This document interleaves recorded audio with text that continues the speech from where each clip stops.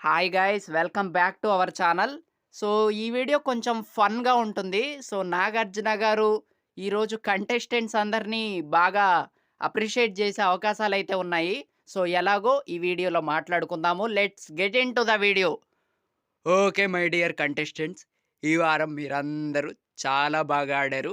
And ముఖ్యంగా మీరందరూ అలా కలిసిమెలిసి ఉంటే చూడటానికి నా 2 కళ్ళు సరిపోలేదు. అంత బాగున్నారనమాట. అసలు 'సీతమ్మ వాకిట్లో సిరిమల్లె చెట్లు' రేలంగి మామయ్య గారి ఫ్యామిలీ గూడా మీలా ఉండదేమో అనే విధంగా అందరూ ఎంత చక్కగా కలిసిపోయారమ్మా. అందరికి నిజంగా అసలు సూపర్, అసలు మామూలుగా లేరు.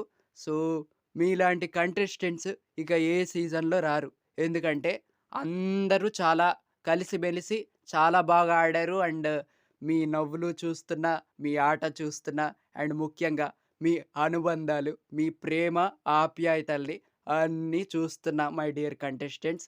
నిజంగా ఈ వారం నాకెలా అనిపించిందంటే, ఇదే చివరి వారమా? కంటెస్టెంట్స్ ఇదే ఫినాలే వీకా అనే విధంగా ఉన్నారనమాట. సో, ముఖ్యంగా మిమ్మల్నందరినీ మెచ్చుకోవాలి. అండ్ దాంతో పాటు ఈ వారం అస్సలు గొడవలే జరగలేదు. దానికి ముఖ్యంగా హ్యాపీ నేను.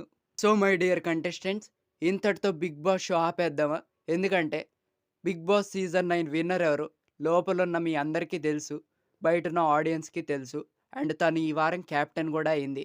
సో, తనుజ అని మీకు అందరికీ తెలుసు.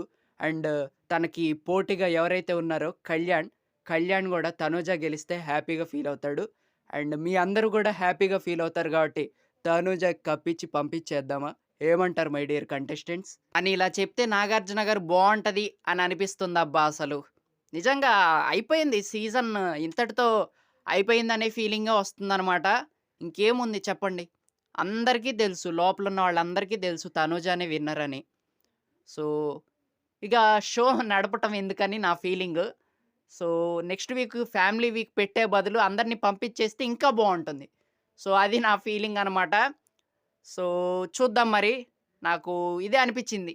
ఇచ్చేయండి సార్, కప్ ఇచ్చేయండి. తనూజ గారికి కప్ ఇచ్చేయండి. ఎందుకింకా అని అనిపిచ్చింది. సో, మరి మీకేమనిపిస్తుందో కామెంట్ జేయండి.